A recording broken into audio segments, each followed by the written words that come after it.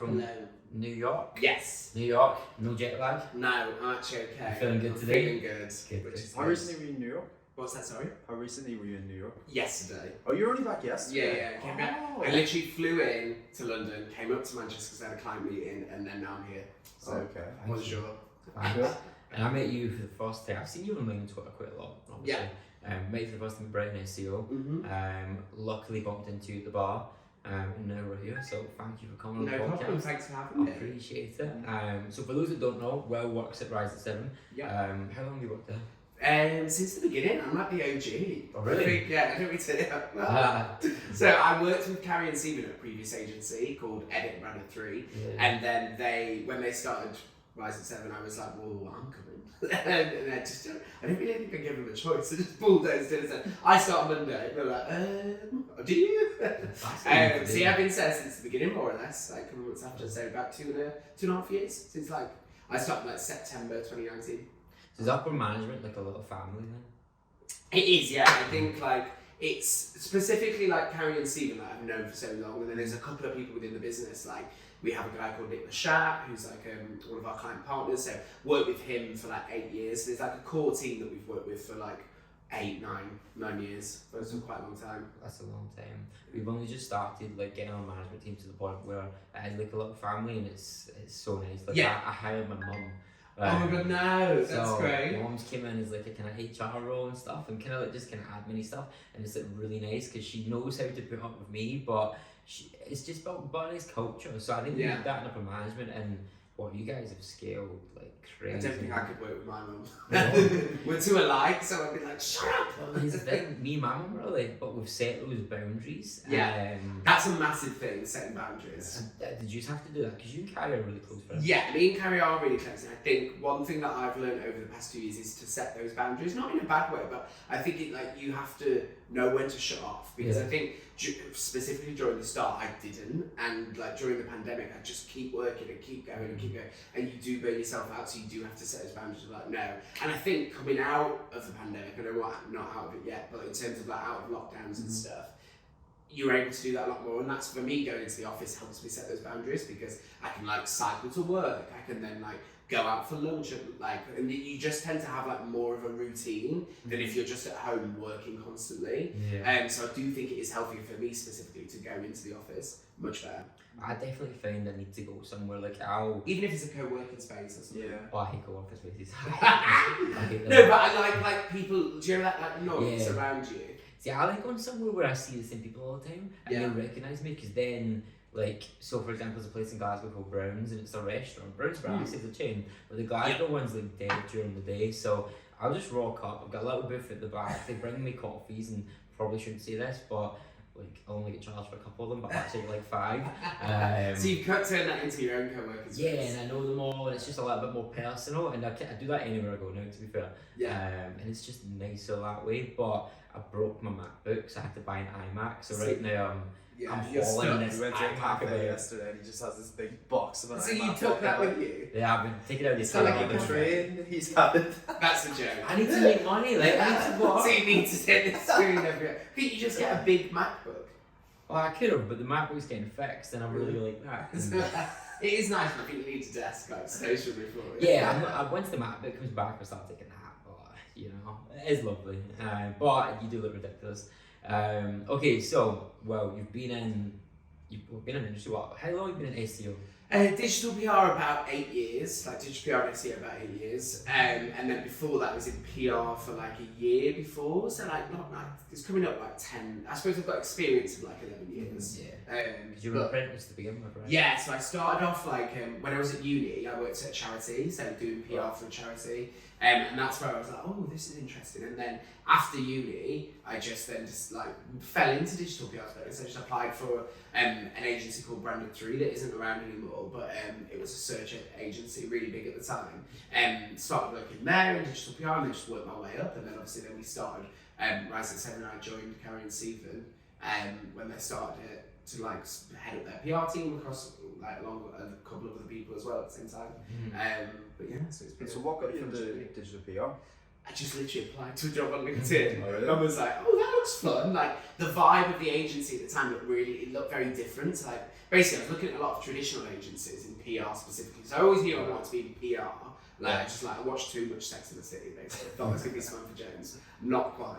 And then when I was looking on LinkedIn for jobs after uni, I saw this agency called Brand Through. They just looked fun. Like they looked like they were a young agency. They had a lot of young people. They were doing a lot of fun stuff. Worked with global brands, which for a northern agency at the time, this was in Leeds. You would like, for me specifically, I was thinking, oh god, they can work with global brands. Like that's wild. I really want to work there. So I applied and started work with them like in June after I graduated in like May. And then just worked my way up from there, and then I moved to the London office of that same company, and then ended up in London, and then stayed there, and then now going to America, which should be fun. That's pretty cool. The America move is cool. I don't think I'm ready for America. No. It seems pretty crazy, but I feel like I've completed London. Like, I always wanted to live in London, and I've done that for like 7, 8 years, and then now I was like, well, it was either buy a house or go to New York. So I was like, fuck it, let's go to New York. And then we'll buy a house like in 10, 15 years. Have you just got an office sorted in New York yet? No, so we've got 4 employees in New York. So we just went over like this last week to hire another one, and then we're gonna probably just do like a co-working space, get a few shared desks. Then like once I get out there and we like build out the team properly, then we'll like look to get our own space and stuff. But we know like we want to be in Soho in Manhattan, so we're gonna kind of go around there. And then there's quite a lot of our clients in that space as well. yeah, I'd like to go. So what was your first job title then?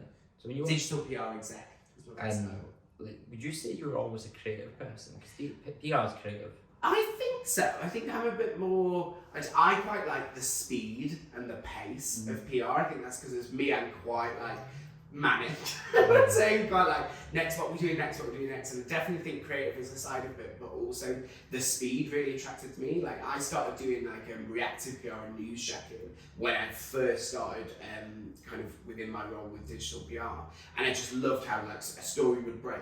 You would come out with something and you could like jump on the back of that story and then get your brand at the centre of that. So I think for me, PR, it's like the creativity I love, but I also like the speed of it and how like you're not waiting around for stuff and you're not like bored. There's always something to do. So that really stands out to me specifically. 1 minute before we go, I just had a really, really bad gut feeling. You definitely had recorded all those, didn't you? 100%. 100%. Is that I saw it? Because I was really liking this chat. Just double checking for me. You got mad paranoid. Record. I'm sorry for interrupting because you imagine me to the neighbour there. I know, yeah. That'd been horrible. Wait, Like, 3 like, cameras fuck's recording, sake. right? Right, okay, sure. And just check the laptop or you just say record. It does say record, doesn't it? Yeah. Right, okay, perfect, cool. Okay. Sorry about that, Will. It's okay, don't worry. Have to make sure. Okay, so speed is important for you. Do you Yeah. feel bored easy? Yes, Yeah. I get very bored easily and I'm very impatient. Okay, So I'm always like, well, what's next? What are we doing now? I go, yeah. Can you set a piece? Yeah. You can. What was that? Can you set a piece? Like, can you chill out? Oh yeah. I couldn't. I'd probably say that's something that I've learned over the past 2 years as well. I feel like I've been on a journey while we're going to, as I said, like when I first started, I just wanted to like get into everything, and now I've been able to kind of set boundaries, know when to relax, know how to switch off, and I think again it helps me. It's like going back to that office routine. I know it sounds boring, but it helps me break up the day, and it helps me like I might go to a spin class after work, or I might do something that then will help me like unwind and relax. So I think I've improved massively over the past 2 years. I think if you'd have asked me that question like even a year ago, I'd have been like, I don't know when to stop. I can't switch off, but I've really had to, like, because I just think you're gonna burn out if you don't. It's hard though. I keep getting told I need to slow down, but I Do you know what helps me massively? I put my phone on airplane mode. Oh really? Like, well, not even airplane, just on do not disturb. Yeah. And your notifications don't come up, so you're not seeing that stuff. So I have to like physically go in and look. Yeah. So that it helps me because I feel like I'm not like getting like notifications left, right, and centre and jumping from left to right. So that helps me. I feel like I've only done that the past couple of weeks. I'm like, fuck me, my life has changed. Yeah. I'm reading a book at the minute. Craig gave me yesterday called Indistractable. Yeah. Have you ever heard of it? No. But Oh, it's yeah, kind of that's really all good. about that sort of stuff. It's Really all about good. trying not to get. So he's got another book called Hooked, which is Okay. like to big tech companies of like how to get people hooked on social media, hooked on like Yeah. products. But then he's also made a book called Indistractable, how not to get hooked, which is quite fun. I think it is about that, what you mentioned earlier about setting the boundaries. I think that's massive. And it's something, again, if you'd asked me a year ago, I'd be like, I have no boundaries. I don't know when to stop. But now I'm like, set those things of like, you gotta have time for yourself. You can't just throw everything into it. And don't get me wrong, I think you can be passionate about something and you can want to work hard, but you don't have to necessarily just give it everything of you so that you don't have anything for yourself. I think you've got to make that time for yourself. But here's the thing I don't like, here's why I don't think I'd be good at PR. So I hate the news. I don't watch it. I find it very depressing. And I'm the sort of person that overthinks. So, which is a good thing and a bad thing, because I can overthink business ideas, different plays, it's really good. But like if I seen everything that's going on the news, I'd start overthinking that. I would start intruding into my life. How do you set boundaries with like the news? I think again, it's making sure that you're doing. So I have like a routine where like I'll wake up in the morning, I'll watch like Good Morning Britain. And the reason I watch Good Morning Britain is because it's got like a mix of news. So you'll have like lifestyle, you'll have consumer, you'll have like finance, you'll have like things that are going on in current affairs. Like, so it can have a mix, but it's a bit of a lifestyle content, so it's not too intense. And then I tend to just make sure I'm on Twitter, constantly using that as a news feed. And then when I'm like in the office, I'll always have like a business live blog up, which is just relaying like business stories constantly. So like while I'm at work, I am consuming a lot of news, but again, once I stop, I try to like not look at the news. And I know that's hard to say, but you've got to give some time to yourself. So I think it's just about, again, put yourself in that routine and give you time off. Like it is like if you think over the past few days, like loads of news stuff's happened. Like you've got the Johnny Depp case, which everyone's keeping up with. You've got like Twitter, Elon bought Twitter, so that's huge, especially in the finance space. And there's so much going on that can be overwhelming. But I think as long as you're again trying to have some time off to recover and then come back. So just like at least just try and switch off from it for a little bit. And also like unwind, find something to watch, like Selling Sunset's out at the moment. So I love watching that, so literally on Netflix. But then again, the PR side of me, when I'm watching Selling Sunset, I'm like, oh my god, she's wearing this, we could do this for a fashion brand. Oh my god, they're doing this, like we need to jump on that. So it is constantly, you have got to just take yourself out from it for a little bit. And if you enjoy it, then I think you don't feel as like it's heavy on your head. Like I enjoy watching something like Selling Sunset, so I enjoy finding things within it that we can use from a PR point of view. So I think there's a bit of like balancing what you're really interested in with what you do within PR as well. That'll give you unique angles. See, like I get really annoyed. See, if I'm going to bed sometimes, and I have an idea, I'll need to like get up, put it on my phone. Right. There's a few times where I've had an idea, but it's fine, another idea. I'll remember it in the morning. But you're in that little. You don't remember. Yeah, you're in that period you're about to drift off. You forget it, and you wake up going, "I had a really good idea," and it's just annoying. So. I told Craig to go to. Have you ever heard of a self-deprivation tank? No. So it's like a salt bath tank that you close over. And you it's meant just, to be really relaxing. I have like the flotation tanks and yeah, stuff. yeah. It's meant to be really relaxing. It's meant to be like a source of meditation. I told Craig to do it one time, and he did it, and he said, "Yeah, no, it was good, but every time I had an idea, I had to get out and put it on my phone." No. So he didn't even like do it properly. I spend a lot of money in spas. Yeah, so I do think that's I'm in all the time massage or whatever, it's always the same. Because like if I don't spend that maintenance money on myself, like I would crash and burn. Yeah. But I can't lie, I'm still going to overthink in my head. Yeah, I think like if you saw my notes, it's an absolute mess of just like writing stuff down, and like, oh, I've had this or I've had this, and then to be honest, to be fair, I just leave them in my notes a lot of the time. But you have to sometimes just get it out of your head, don't you?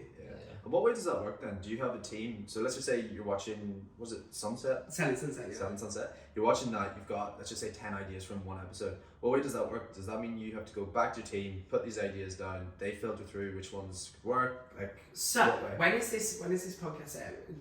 Oh, probably the next week or two. That's very cool, I can talk about this. So, we're launching a service called Rise Live, which is basically a reactive only service. So it's going to be starting off with PR, but then we'll be moving into content. And we have people dedicated to certain areas. So we've got about 8 in the team, and that covers fashion, beauty, finance, tech, automotive, gambling, like everything. Everyone's got their own areas. So we have a girl called Tamara and a girl called Katie, and they're amazing at like fashion. So what I would tend to do is message them and be like, oh my god, have you seen this in Selling Sunset? What do you think? And then they'll be like, right, let me have a look. And it might be like something with PLT. Christine might be wearing a similar dress that we have. So they'll be like, okay, I've looked at PLT's site and we've got this. So within our client's spend, they have a certain amount of budget that is dedicated to reactive. So I would then go and message that team and be like, I've just seen this, what do you think? And then they'd be like, right, we could do something on beauty. Like we've got a Source episode that'll be airing like this week or next week, which is about how we do this process in beauty. So we had like Euphoria, which was like a huge series in America out, and they use a lot of like neon eyeliner and neon like and specific like, I can't remember what colour it was, but anyway, it's like golds in nail art, and then people were then on Pinterest searching for nail art. So we take that and create a story out of it and jump through it within the press. So I'd be working with the team and then just send them that idea that I've had, and then they'd go away and execute it basically. You ever had a PR idea go wrong?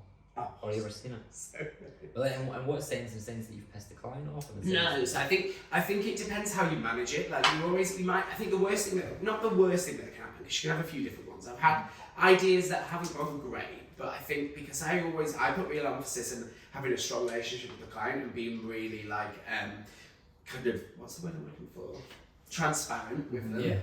Making sure that if something does go wrong, and just say, okay, this has happened, but this is the plan, rather than just like having no communication, not telling them anything. Like it needs to be super visible. I think in terms of things going wrong, I think the worst thing is when campaigns just haven't worked. Yeah. So if, for example, you've had a campaign, you've put loads of effort into it, and then it's just not getting picked up in press. And I think we have strategies to support that now. So say if the campaign didn't work, we would then have we might be able to say, okay, we'll put more effort into Rise Live and the reactive strategies that we're doing. So that can necessarily go alive first, so that we can use that to support the campaign. And again, just super visible with transparent, should I say, with the client, just say, look, this isn't working, but this is what we're doing about it. So I think probably my biggest fail.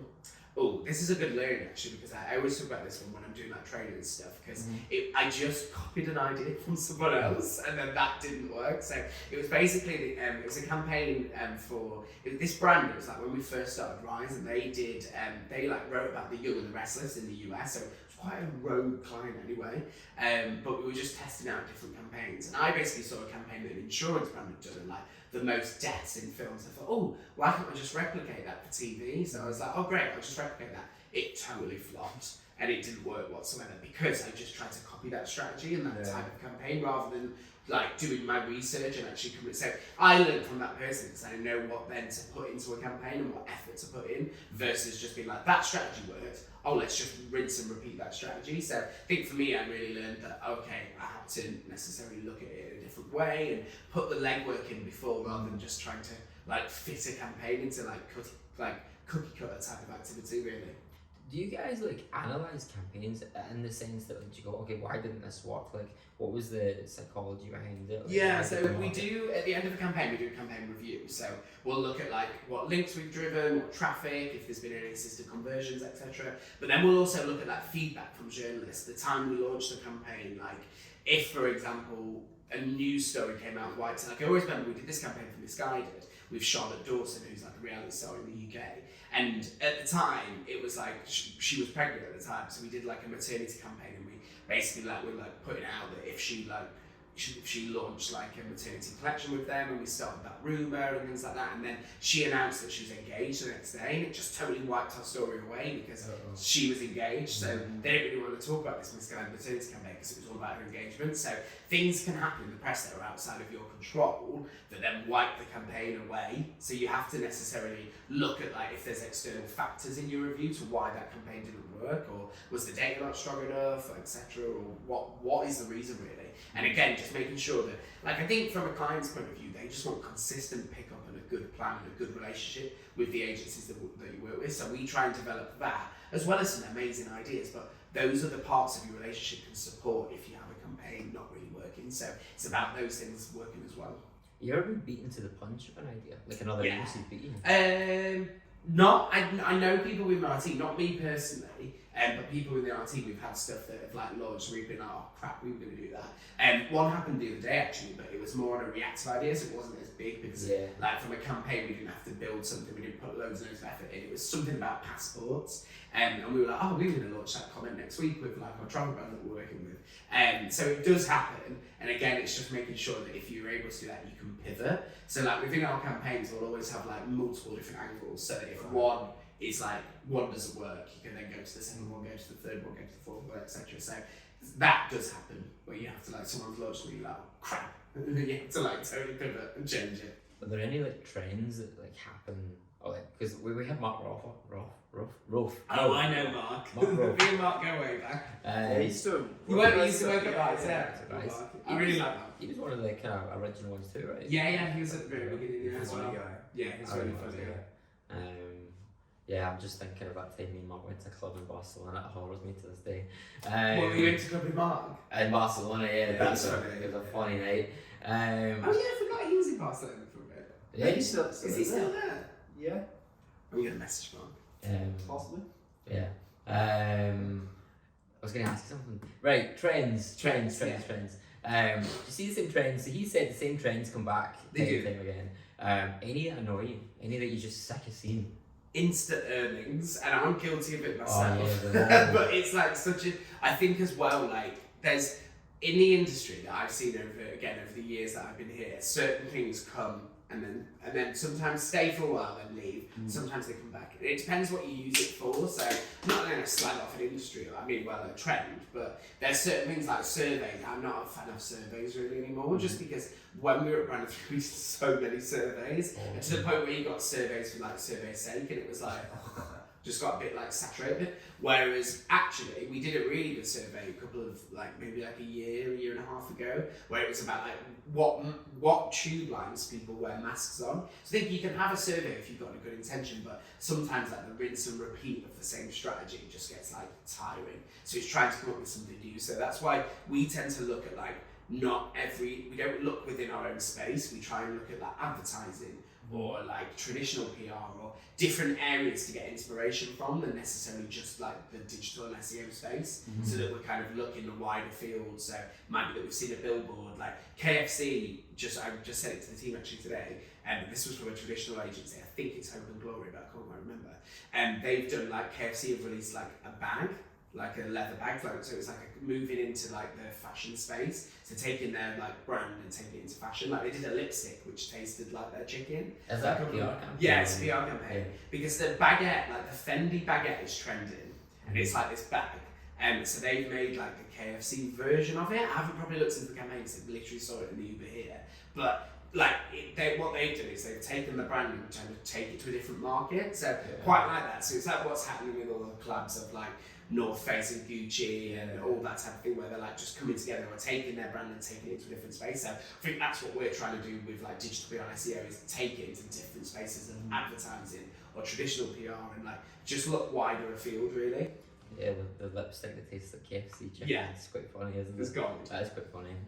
But yeah, you guys are on the spotlight. You've been in the spotlight since Yeah. day one. What are the issues that come with that? I think sometimes we can probably share too much. Yeah. Like, so I think one of the things that we've been doing recently is like toning that down and just making sure that we're sharing the right things and not necessarily just oversharing. Like, my biggest thing is I also want to share like where things haven't necessarily gone as right, because I think some people have the perception of like, oh my god, everything's amazing and like blah blah, and that's not really real. Like, I think it's real to also show, yeah, we have stuff that doesn't work. Yeah, we have things that fail. Everyone fails as humans, don't they? So I think for me, I'm just trying to be a bit more transparent about that. Yeah, like that makes you look humble and it kind of paints the reality. But Yeah. also the fact you guys do shout about it because you're obviously proud of what you do. Yeah. But obviously when it comes to clients, like because some of your campaigns pop, but I can't imagine every single one does. Yeah. So you've had a client who have been like, okay, this has got me links, but I was expecting one of your big massive campaigns. That must happen. Yeah, that does happen, and I think again it's making sure that we're utilising the right strategy for that brand and being transparent from the beginning. So when we set expectations, when we start working with it, like these are the types of campaigns that you're going to work with. Like we might have like in the early days as well, like we've totally transitioned as a business. So when we were smaller, we could do things like a lot quicker and a lot small. Like for small brands, we could do big campaigns, but now obviously we're growing. We're like 110 people now across like 4 offices. So we are working with bigger brands and doing bigger campaigns, and sometimes smaller brands come in and are like, oh my god, I want this huge campaign. It's like, well, we've kind of transitioned. We're not necessarily like we're more expensive now basically than we were in the past. So I think it's again just setting expectations clear with what are we working, what are we trying to achieve, and understanding from a brand perspective what are they trying to achieve, and then being like super clear and almost like so like what's the word I'm trying to look for? it's just about being realistic with the strategy that you're doing. Like, we work with a lot of finance brands, and a lot of people don't know that because we don't necessarily shout about them. That's my fault because I'm too busy to write a case study. So. I seen one yesterday though. We put one out yesterday. Yeah, the Astros one. Yeah. So that's so we don't actually work with that brand anymore, but we worked with them a year ago. But we work with so many finance brands because I love finance, so we tend to like do loads of it. It's just like I said, we don't massively shout about them. So we will be over. What we've been doing is like focusing on a different industry every month to talk about from a marketing's perspective. So this month is finance, so that's why I've been doing like a few. Because my background, I don't know why, because I'm not necessarily really interested in finance, but I love finance PR and financial PR because it's so fast paced and there's always something to talk about. Like literally yesterday, Twitter, Elon Musk, boom, we work with a lot of like CFD, Forex and trading brands, so they're all like, what does this mean for Twitter in the future? Like if you own shares in Twitter, etc., what does this mean? So it's so fast paced and there's so much to talk about, so I think that's why finance is really cool to work in. What clients won't you work with? I think I think gambling is quite hard. Yeah. We do have a couple of gambling clients, so I'm not saying we wouldn't work with them, but I think for us, it's not really about the industry, it's more about the people that we're working with. So, for example, we've had clients in the past that have come to us and are like, we want this, and it needs to be like setting really strict guidelines and rails in terms of how you work. And that's when we've turned brands down. Like we turned down a huge brand. I won't say who it was, but they're a big retail brand, very famous on the high street. And we turned them down because they basically said like, you'll never get anything signed off, you won't get anything live. And we were like, well, we don't want to work that way. Like that's not, because otherwise we'd just be, because sometimes you work with brands and you end up just sorting the politics internally there and educating their brands. And it's like, well, that's no fun for our team, and that's going to be really frustrating. So we actually turned that down. And I think it was the right thing to do because I'd hate to be frustrated that you weren't able to run a campaign. Yeah, you can't have boundaries when you're a creative person. Like, I think like that's one thing we've just implemented as well. We've started to batch your tasks. So like analytical tasks, that's a batch. You batch that. You have a day for that stuff. If you're doing a creative task, you have a day for that because it's really hard to jump between the mindsets. So one thing that I found hard recently, I've been trying to like.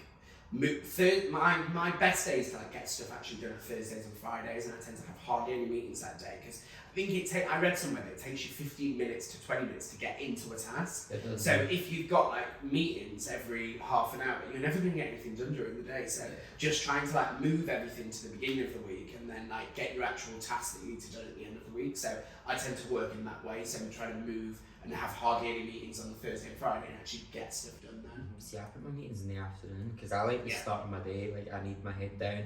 Or I feel I get anxious because I like to work on the business, not just in it. And like a lot of people want to just talk to me, and you probably get this as well. You're probably on the big campaigns, you're probably the one that's always on a call. But they do really interrupt the flow of your day, and for me it's an afternoon task, I don't know why. Well, I've started to do, so I do a lot of like sign off of ideas, so me and Carrie tend to split that in terms of like people, I tend to take all the finance ones, Carrie will take all like fashion, lifestyle and things like that, but I tend to set a day, so like I had loads of people messaging me this morning, I was like, guys, I'm out all day, I will pick it up tomorrow, like I'll set aside an afternoon where I'll just go through and review things, and I think you just have to, otherwise you're just never going to get things done. And what I found is like in the early days I used to just get spammed by it, I could just fire back, then now I'm just like, well, we've actually stopped using Slack.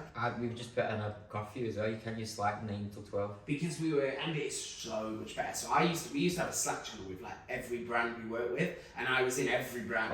So I would like see everything that was going on in my head would just be in it. Whereas now I'm only in the Slack channels that I need to be in, and then that the team. And I think it's so good because I can just leave them to it, and then if they need something, they'll come to me, or I'll go and chat to them, and we'll have catch-ups and things. So we use Google Chat now, which is so much better. So we have a couple of channels set up, but not as many as we did on Slack, because it was just too much, and I don't think you can be visible of everything. It's just... What's different why is Google Chat better than Slack?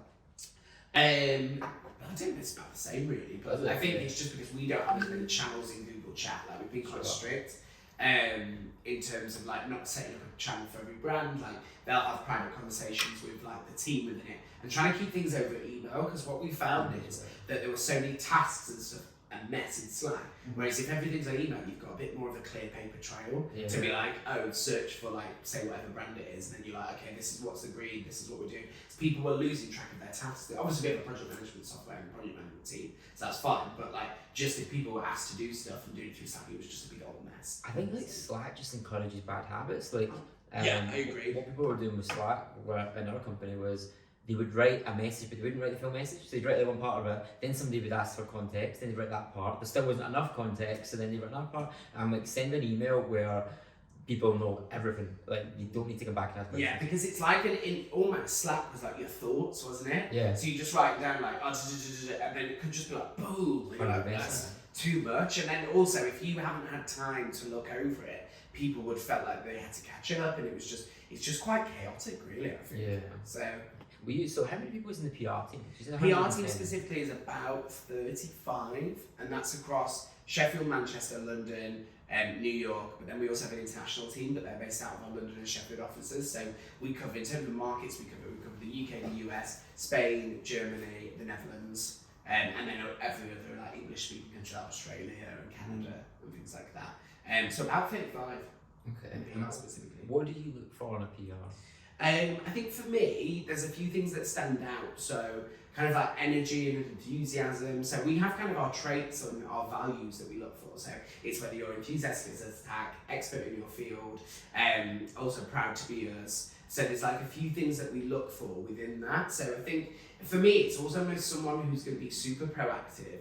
Also, because it can be really hard in PR if you have a campaign that doesn't work and you get caught up in that. And I think if you've got a positive, like proactive attitude, but also realistic, so you're not necessarily kind of like having this fake positivity. It's more like, okay, guys, this hasn't worked, but this is my plan. So I always stand out when someone's like proactive and is coming to me and giving me something. Like I always remember one of the best interviews we had, someone just sent a list of ideas for our clients. They just went on our client list, sent us a list of ideas and said, I want to do these ideas, this is what I want to do. It was just really, really proactive. So I think as a candidate, that's something to stand out. Like it doesn't matter about your fancy CV or anything like that. It's more just like, just come and get straight to the point and just do it. So you like more personality first, more. I think personality, obviously experience is needed, but that's the next question. So have you hired people with experience? Yeah.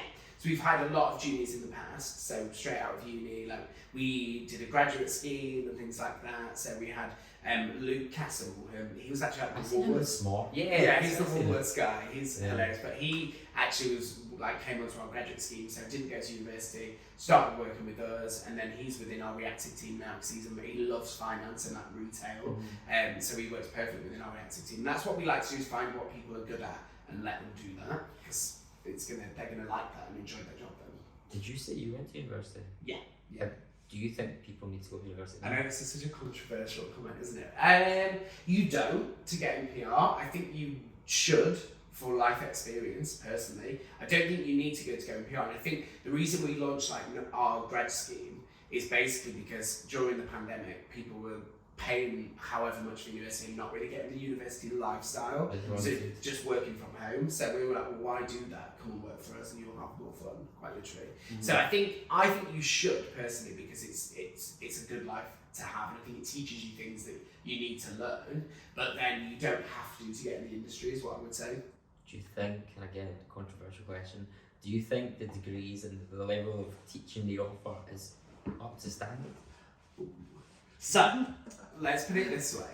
Within my degree, and I loved my university, I went to Sheffield Hallam and it was a great course, but they didn't have any sections on digital PR. So I was kind of like, when I came into it, I didn't know. Whereas like Carrie did like a digital media degree, and she like got to understand SEO and things like that. So I think they could do with updating. And I've done a couple of classes at Hallam and trying to like come in and show what we do from a digital perspective. So I definitely think they could do with refreshing. I don't know what they're like now, because this was like, maybe I graduated in 2013. Yeah. So it was a while ago. So they might have updated it now, I don't know. But I think they should, definitely from this perspective, specifically within PR. Like I studied PR and I learned the basics, but I've learned so much more when I've come and worked in it.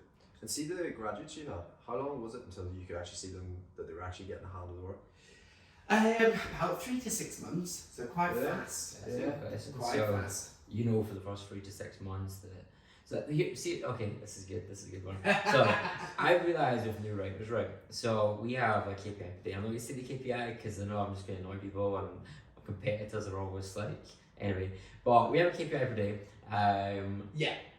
And it was almost like we were expecting them to hit that KPI every day for like the first month, and then I looked at that day and I'm like, why do we expect them to do You this? can't. Like, you need to give at least like 4 to 6 weeks of someone coming in and training them. And yeah, but it wasn't intentional. It wasn't intentional. We were just like hitting them with whips. It was just like a complete, because some people would come in and completely obliterate the KPI, whereas others wouldn't. And then it was like I was realizing, okay, if you come in day 1, you don't hit your KPI. Come in day 2, you don't hit your KPI. Day 5, you don't hit your KPI.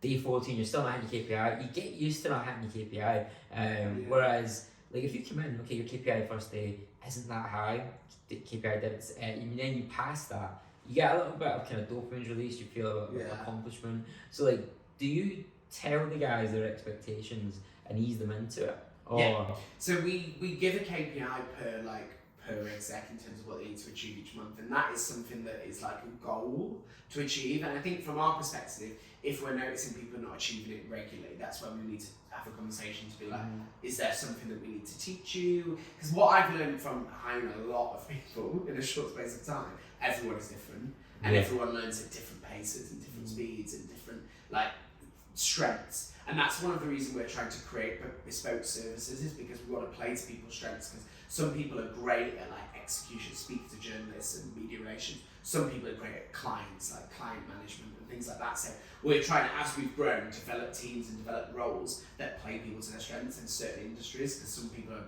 amazing at finance, terrible at automotive. Some people are amazing at beauty, terrible at fashion, like things like that. So we just like moving around and making sure that we play everyone to their strengths and also they enjoy their role.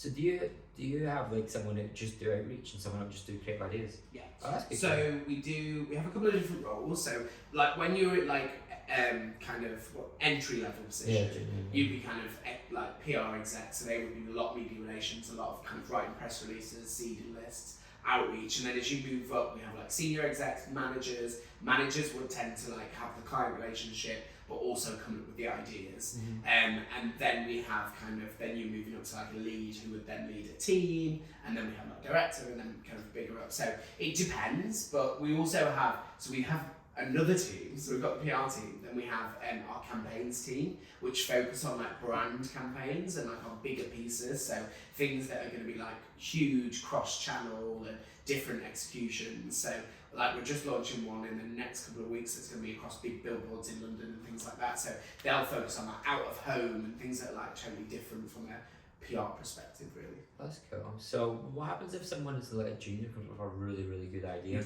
We'd run it and let them run with it. Would they then move off and then get that kind of creative? It depends. So if, for example, like a junior or an exec is working on a client and they come with an idea for that, we'd be like, great, do you want to run it? Do this is how we like guide them through, and then let them own that. So then it would probably just be part of their development, so they can then develop to the next level and move up and things like that. So it would just depend on like what it was and the idea. But we're open to our ideas from anyone to us. We need as many as we can get. It's quite a good progressive environment, and so why everyone wants to work with you guys. You're in the spotlight, great with the CV, progressive, they'll learn a lot. So what's the red flag in a new junior PR? I think for me recently, it's kind of like I've had a couple of candidates that I've been going to that just aren't really replying. It just feels a bit of an effort to have a conversation with them. I'm like, if you don't want a job, like we won't bother then. So I think definitely that, and I think it's almost at that point I would rather have a conversation of like, look, if you don't want to work, you don't want to do this, it's just not, because otherwise it's going to be harder longer term. I've hired people in the past that I, in my gut, felt like I shouldn't have hired them, and I've made a bit of a mistake hiring them. So I feel like now I'm really like, if I'm not sure, I'm not sure. Like, do you know what I mean? I'd say no rather than being like, maybe it could work. Give people the benefit of the doubt. I'm a little bit more strict than I have been in the past. But you ever have like, so I remember watching some of the earlier videos of, what's the podcast called? The Source. I remember watching some of the other ones and all the mad ideas that you just get sent, and some of them are great. You've had people come in with like really, really good ideas, but they just don't fit like, the kind of personality you're looking for? Or does it come hand in hand? Not really, no. I think everyone that we've had come in with really good ideas, we've ended up hiring. We've been like, oh, that's amazing. Do you think it's better though, like for someone who's maybe newer to the industry to come in, then you can mould them into like what you look for, as opposed to someone who maybe came from an older agency that does things. I think a bit of a mix of both, because we've had people that have come in that have been in other agencies and might have had bad habits that we've had to necessarily unpick, but then we've had people who are super experienced, who have come in from kind of traditional agencies but have been so open-minded and being like, oh my god, what you guys are doing is amazing, I can see how I can add to this. And we've had a lot, I think it's the attitudes of the certain like person, because we've had people, like I said, who have wanted to add to what we're doing and like the way it's going and not want to necessarily change it, just help make it better, really help develop it. So I think a bit of both, like it is good to have someone start off and you help mould them into like how they do work and how they do things, but then also someone bringing something extra to it. So I think there's like benefits to both. Help each other out. Yeah. I think as long as you're open-minded, it's fine. Yeah. And then, so you've got 4 offices. Yeah. What do you do like in the office to keep people creative? Have you got any like little fun things or? So our Sheffield office is like a hub of creativity. It's so cool. So they've got like the actual office space is so much fun. But I think I've seen a video of it. yeah, it's really nice. And I think what we try and do is replicate that culture across like London, Manchester, and then soon like New York, what we're going to try and do as well. And I think it's making sure like if we're having kind of brainstorms, that I don't know what anyone thinks, but brainstorms are such an interesting subject, because I don't think there's a right way to do it. Like people, I personally feel people come up with better ideas on their own and then validate them with other people. So kind of saying, oh, well, I'd add this to it or I'd change that. So we're like always constantly trying to change the way we brainstorm. But I think it's about having like a comfortable space for people, something that's engaging, something where they feel kind of motivated. But also like we're always trying to kind of bring people in, whether that's to talk or just so we had like the head of Mischief from Paddy Power come in and do like a bit of a talk of where he gets his inspiration. So we have like monthly speakers that come in from different backgrounds to come and kind of share their stories and things like that. So I think it's more about encouraging people to get back to the office, and that's something that we're kind of, I think everyone in the world is struggling with at the moment, and also we are as well. And I think you can't force people to come back to the office, but I do think it's better. I don't get why people aren't doing it. I don't understand it. I think people are so used to working from home, but if you look at Glasgow, the city centre is like dead. Yeah. Really what it was. People are still working from home. And I just think that must be really boring, but they became so used to it that... I don't think it's good for mental health though, to work from home, because I think you need, like I said, I go back to that boundaries and switching off and things like that. That's what has helped me. Like I've been going into the office, I go 5 days a week, other than when I'm like out places, but like 5 days a week most weeks, like I've done it for the past like year and a half. And I'm a totally different person. Like again, if it's been the pandemic, I was like, I can't cope. Like so stressed, and I felt like I was just working constantly. But it's because I was just at home and I would never know when to switch off, because it was just easy to keep going. Whereas when you're in the office, I think you're just more encouraged to then go outside and have a life as well. I think like getting back to batching, like analytical tasks, lock me in a room, nothing, no distractions, great. But creative tasks, I need to be like. See, if I'm on a plane, I get amazing ideas on a plane. Or a train or a plane, I've got loads of ideas. Probably because I can't get any internet and I'm just lost in my thoughts. But it's just movement, and it's just nice being in somewhere that's different surroundings. But I think if you're a creative and you're locked in your room, that's not that good. And okay, so your ideation process, like, do you find, obviously to do what you do, you need to be completely immersed in it. But do you ever find yourself like having to force ideas? Because I feel like if you had to, you wouldn't have any. Yeah, I find like I've definitely done that in the past, in terms of like I've got to come around here for this brand, and like and then nothing comes. Whereas I think you better find an inspiration, like I said. So whether it's following places like Campaign magazine, following places like famous campaigns, like constantly making sure you've built a network over Twitter of people that you can follow and get inspiration from. Like I was just talking about that KFC piece, that came from a creative PR agency that I then followed. Then she shared, and I was like, oh, that's cool. Like, and then it helps your thought process. So I think to come up with ideas and not be fatigued, you need to be constantly consuming the news. And I know that can be fatiguing within itself, but it's where you draw inspiration from that I think is going to help you come up with ideas and be creative. For definitely. Do you have like a lookbook or anything like that? We like. Do you mean with like our campaigns or like just in general? I think if I was to start Digital PR now, I think I'd overthink it completely. Like for me, it's this like I'm going to have to learn the psychology, why do people buy, why do they do this, I'm going to want lookbooks everywhere, all these campaigns that have worked, and I think I would just overthink it completely. I think I'd be a terrible PR. Well, I think you've just got to go with it and just try it, and I think that's what PR is about the news. You have to have got something that's newsworthy. So is it a trend? Is it a celebrity? Is it something that's happening now? Like what are people talking about? So it's kind of getting a sense of the news and what journalists want, a sense of what consumers want for your brand. I always think like some of the best campaigns that I've seen have taken a trend and partnered it with a brand. So it's kind of like I said, bringing those two things together. I always remember brands that have come to us and said like, oh, we really want to talk about insurance. I was like, press don't want to talk about insurance, so you have to do something that's related to insurance. So it might be at the moment, so say it was life insurance, it might be burnout, it might be the Great Resignation, which is huge at the moment.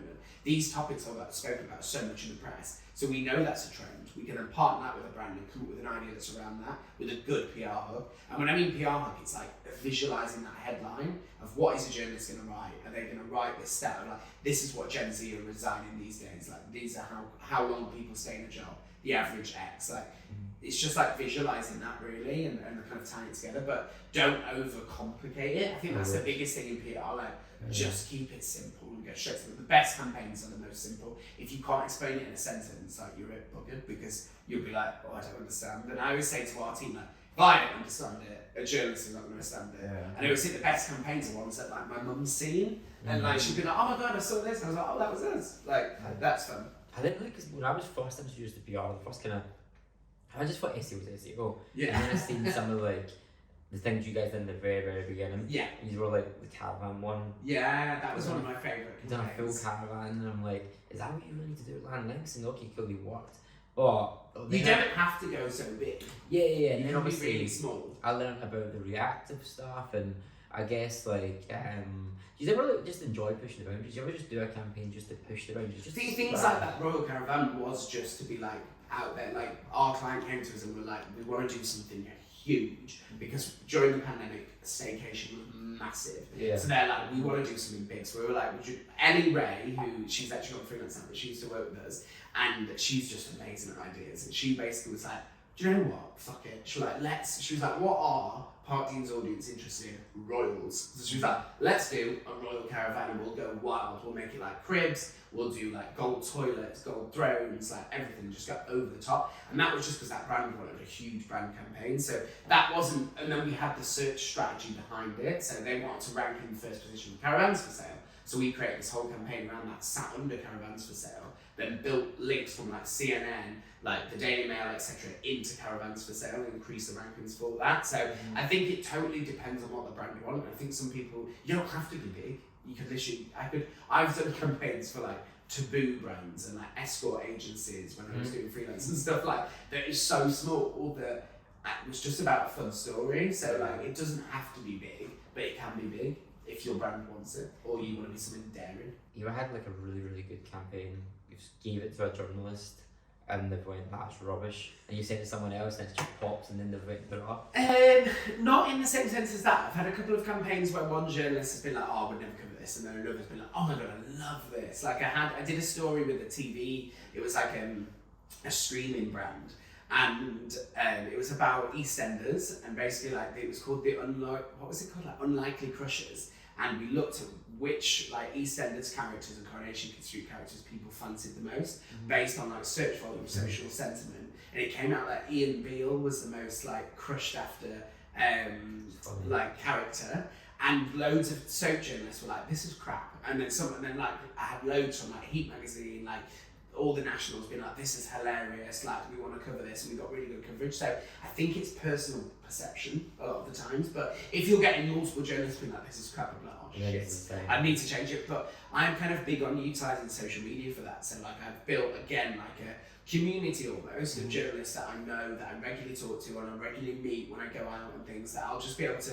sense check stuff with and be like, do you think this is crap or do you think it's good? And she'll be like, oh, that's crap. Like, oh, I definitely do that. And they do the same with me. Like, there's a couple of journalists that work at like The Sun, Gay Times, and a few publications like that who will come to me and be like, right, I need something. Can you get me a story on this? And I'm like, right, okay, leave it with me, see what we can do. So it's kind of like helping each other out, really. That's good. That's good. Twitter is quite useful for you. Like Twitter, the SEO community Twitter is like big. small, but everyone likes to have a say in it, don't they? Yeah. It can be good and bad. Yeah, I was gonna say it's quite good and bad. There's always some drama.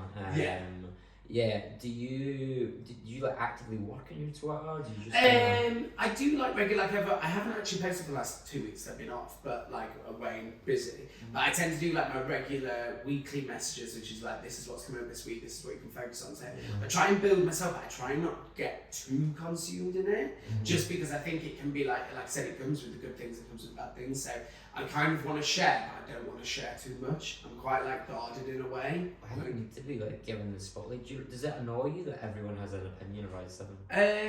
No, not really. I'm just kind of like, yeah. I mean, I'm just like, well, because I think a lot of people, it's like not really what is truth, if that makes sense. Like sometimes it's kind of like blown way out of proportion. You're like, guys, are you at the point where you don't bite now? You just ignore it? Yeah, I'm quite like, as a person as well, I'm quite like, not anti-confrontational, because I can be quite confrontational. I'm not scared of confrontation, but I'm almost like, it's not worth it. Like, do you know what I mean? Like, I don't really want to get involved with that. It's not for me.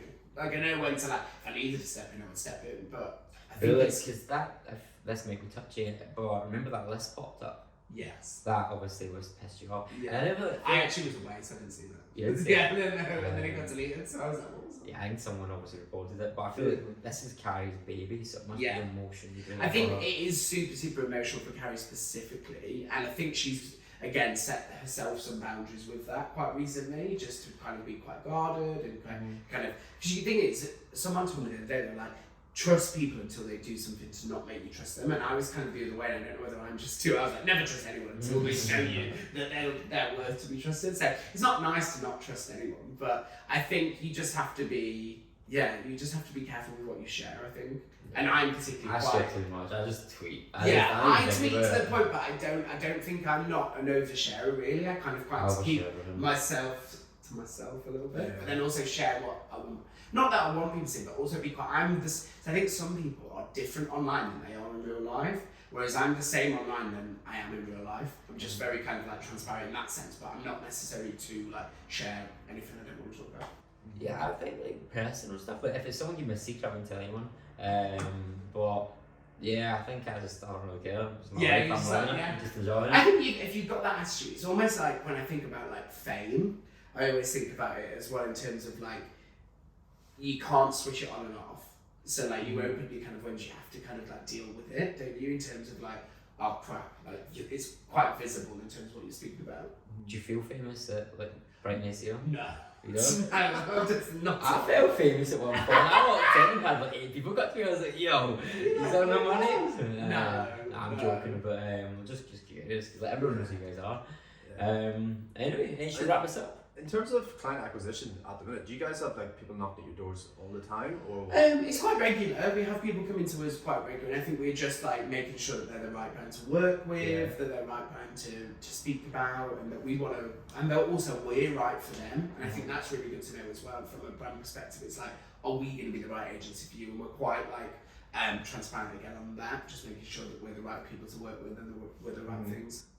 And then in terms of user opening an office in New York. Yes. Right. What way is that going to work for client acquisition? Do you think just because you've got the UK brand that it's going to work over there? Or? Not necessarily. So we've actually been going for quite a lot of US specific brands. So brands that aren't in the UK market. So we have like two types of US brands. So UK brands that are trying to kind of go over to the US and make it out there, and then US brands specifically. So a lot of the time we're going to be, that's what our efforts are going to be, going out and marketing ourselves over there, trying to get clients and brands within the US market specifically. Yeah, that's going to be fun. Yeah, I'm really excited to that. Are you documenting it? Or? Yeah, we'll be all over the source, kind of us going out there and stuff, so we'll be kind of documenting that growth and us trying to open that office and see. Yeah. There's a lot of people that have tried to go to New York and it's not really worked, so fingers crossed it works. It's a big move, man.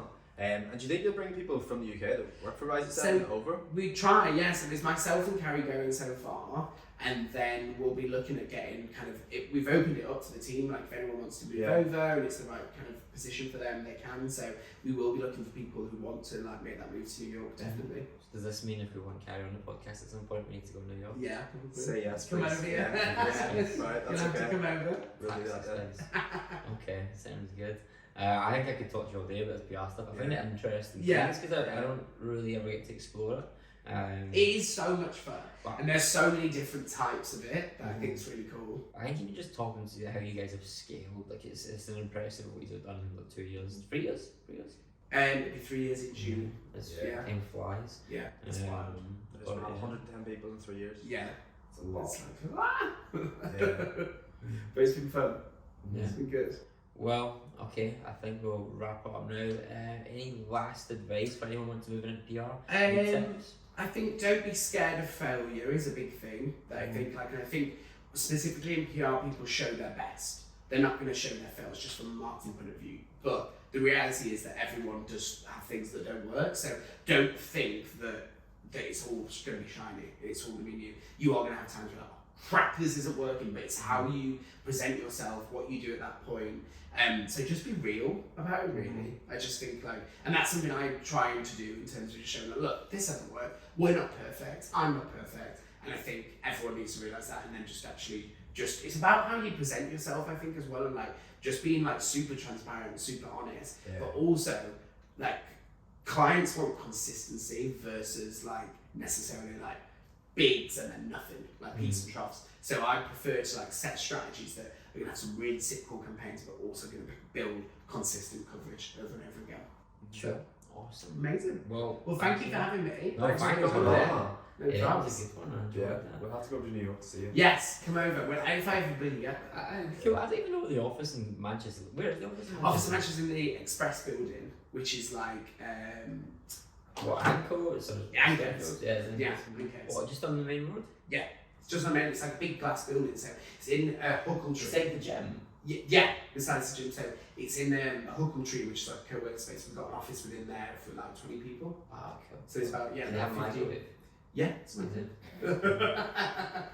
Go Pop in and see them. The co-working space I went to didn't have a microwave. It was a big drama. Anyway, I tweeted about that too. I got 50 plus flights. He tried to get PR on it and it didn't happen. It's just a Well, microwave. it just pissed me off. But anyway, right, let's wrap this up. Amazing. The microwave drama. Well, thank you for having me.